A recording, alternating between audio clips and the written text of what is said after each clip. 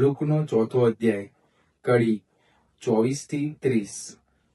અને તેણે વધારામાં કહ્યું, હું તમને ખાતરીથી કહું છું કે કોઈ પણ પૈગંબર તેના પોતાના વતનમાં સ્વીકાર થતો નથી.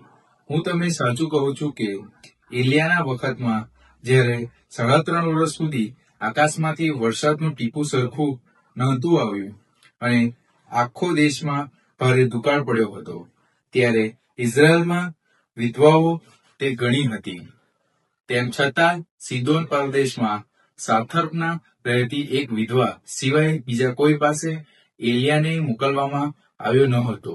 વળી પૈગંબર એલિયાના વખતમાં ઇઝરાયલમાં કોળિયા તો પુષ્કળ હતા, છતાં સિરિયાના નામના સિયા બીજા કોઈને સાજો કરવામાં આવ્યો ન હતો.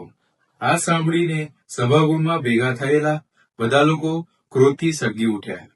એકદમ ઊભા થઈને તેઓ તેમને ગામ બહાર હાંકી કાઢી જે પર્વત ઉપર ગામ વસેલું હતું તેની એક કરાડ આગળ લઈ ગયા.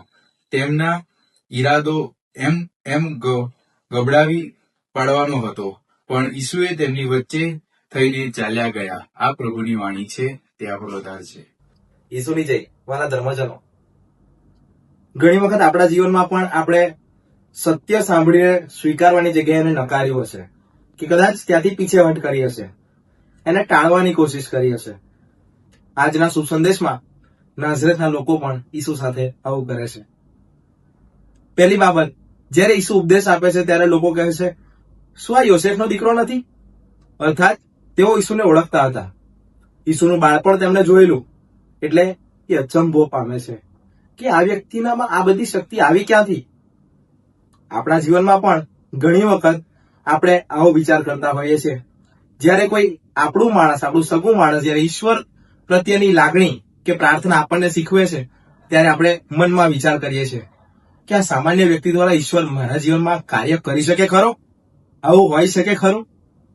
પણ આ તપઋતુના કાળમાં આપણા જીવનમાં સામાન્ય માણસ દ્વારા પણ ઈશ્વર શ્રેષ્ઠ યોજનાઓ રચતા હોય છે.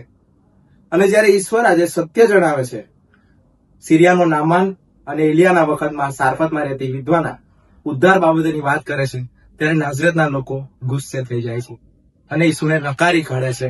અર્થાત ઈસુ તો નાઝરેતના દરવાજે ઉભા હતા ઉદ્ધાર કરવા માટે, પણ તેમણે એમને નકારી દીધા. આપણે કેટલી વખત ઈસુનો નકાર કર્યો? આપણા હૃદયના દરવાજે ઈસુ આવીને કહે છે કે હું તો તૈયાર છું તારા હૃદયમાં આવવા માટે, તારા જીવનને પ્રકાશિત કરવા માટે, તને દયાથી ભરવા માટે. પણ આપણે આપણો દરવાજો ખોલીએ છીએ ખરા? કે પછી જેમ આજે નાઝરેતના લોકોએ નકાર્યા એમ આપણે પણ નકારીએ છીએ?